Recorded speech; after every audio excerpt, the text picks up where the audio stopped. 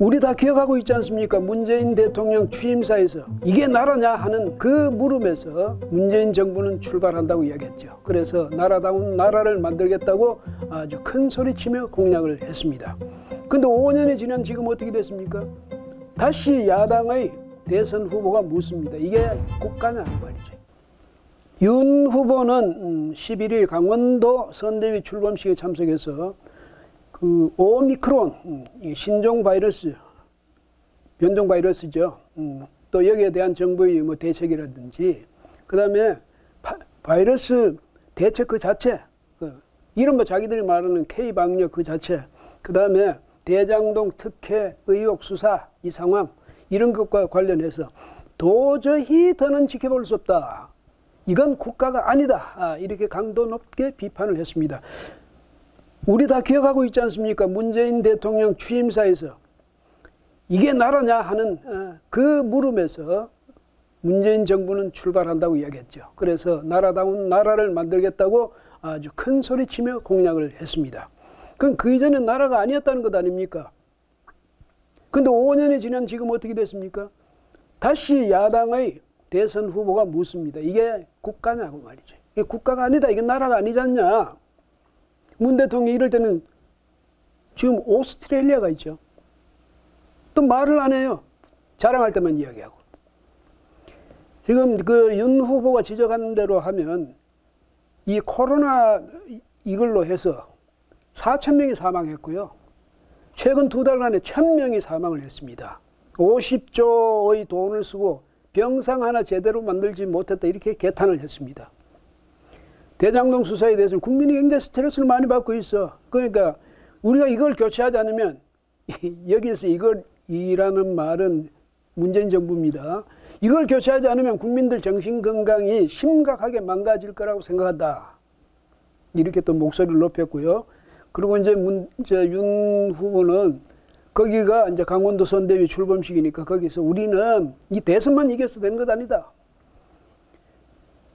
6월달 지방선거, 그 다음에 24년의 총선거 여기서도 이겨가지고 기본이 안 된 정치 세력을 대한민국에서 반드시 퇴출시키겠다 이런 다짐도 했습니다.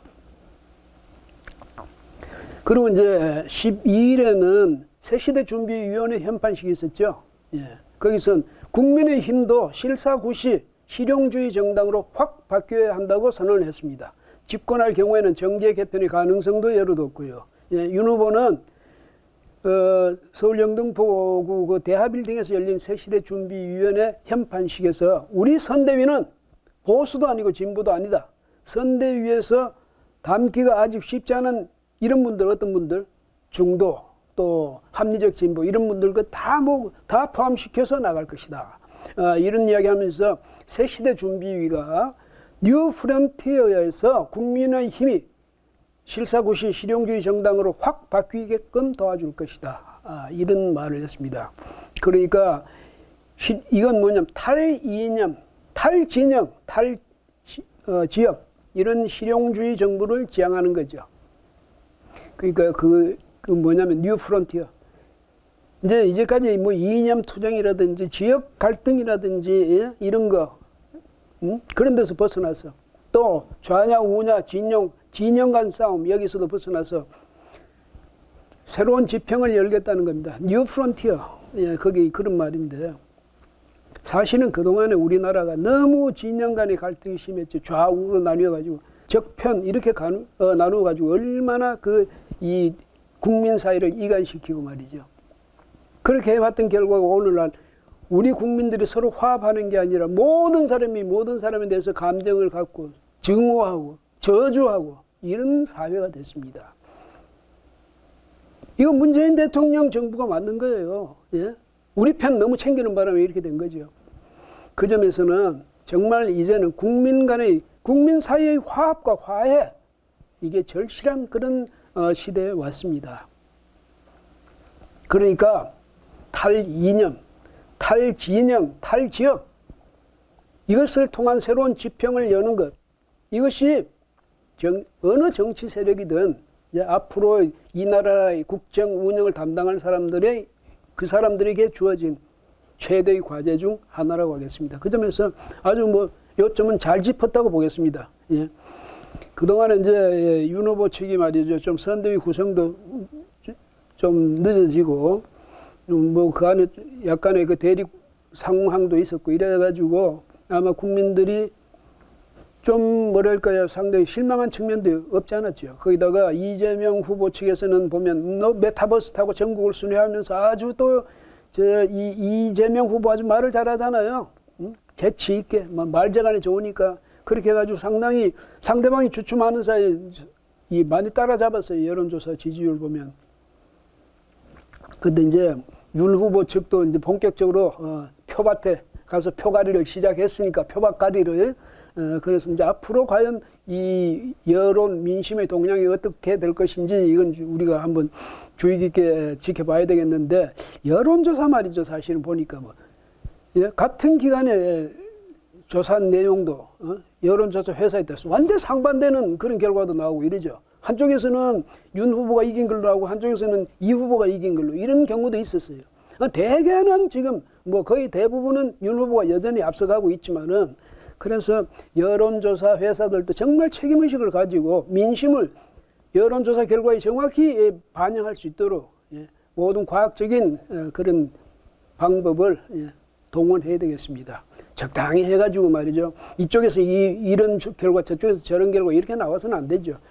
People Networks Research라는 PNR 이게 뉴델리 의뢰로 조사를 했더니 10일, 11일 이틀 사이에 1,002명 전국 성인 남녀 조사를 했더니 사자 대결, 네 사람 대결에서 윤 후보가 47.9%, 이재명 후보가 37.5% 이렇게 나왔습니다. 그러니까 10.4%포인트 격차가 났어요. 그 오차 범위 밖으로 났죠. 그리고 여기서는 보니까 윤 후보는 5.3%포인트 전주보다 올라갔고 이 후보는 1.0%포인트 낮아졌습니다.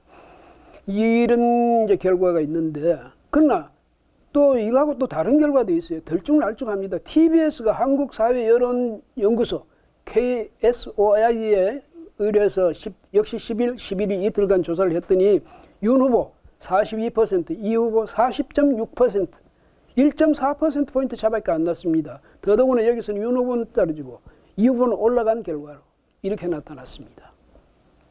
또 리얼미터가 오마이뉴스 의뢰로 5일부터 10일까지 3,043명에 대해서 실시한 여론조사를 보니까 윤 후보 45.2%, 이 후보 39.7%로 나타났는데 이제 여기서는 표본이 많았으니까 오차 범위는 1.8 플러스 마이너스 1.8%포인트. 그러니까 여기서 5.5%포인트 차이가 났으니까 오차 범위 바뀌긴 한데 여기서도 역시 윤 후보는 좀 떨어지고 이 후보는 올라간 그런 결과로 나왔습니다. 그래서 이런 걸 보면 뭐 그렇다고 여론조사 기관마다 전부 일치되는 그런 수는 없죠. 예? 조사 방법이 약간의 차이는 있을 테니까 그 차이에 따라서 또 표본이 다를 테니까 거기에 따라서 조사 결과는 달라지긴 하는데 그건 뭐 인정할 수 있지만은 너무 차이가 나거나 결과가 상반되거나 이거는 곤란하지 않느냐. 예? 그런 점에서 앞으로 계속 여론조사를 이제 뭐 많은 여론조사 회사들이 여론조사를 할 것 아니겠습니까? 그럼 이제 국민들은 그걸 보고 민심의 동향을 파악하게 되고 그런데 그걸 말이죠. 정말 과학적인 조사 방법론을 총동원해서 만들어야지 적당히 해가지고 그런 식으로 하면 국민을 오도하는 게 됩니다. 그 여론조사가 선거에 있어서 오히려 부정적인 그런 영향을 미치는 결과가 되거든요. 그래서 이 점에 대해서는 책임의식을 좀 가졌으면 좋겠어요. 여론조사 회사들. 그 뭐 애로는 충분히 이해가 되는데, 예? 뭐 신이 아닌 이상 어떻게 다 파악하겠습니까? 그렇지만 과학적 여론조사라는 건 뭐예요? 비교적 민심의 동향에 아주 근접한 결과를 낼 수 있다 이것 아닙니까? 그래서 과학적. 예? 이렇게 스스로 자랑하고 있는데 그 과학적 여론조사 결과에 이렇게 비과학적인 아주 신뢰하기 어려운 결과를 자꾸 내놓는다면 그건 말이 안 되죠. 국민들한테 외면받게 됩니다. 예? 뭐 선거철이니까 뭐 좀 그렇더라도 우리가 계속 이거 좀 죄송한 이야기인데 여론조사 기관으로서 말하자면 나쁜 뜻으로 하는 얘기는 아니에요. 이 대선은 사실은 그 사람들한테 대목은 대목입니다. 이때 국민들 눈에도 확 띄도록 실적을 내야 되는 거죠. 실적을 내려면 그래서 이후 앞으로 신뢰받는 여론조사 회사가 되려면 특히 이런 큰 장에서 아주 정확한 조사 결과를 내는 게 무엇보다도 최우선의 과제다. 이 점을 인식해야 되겠죠. 예.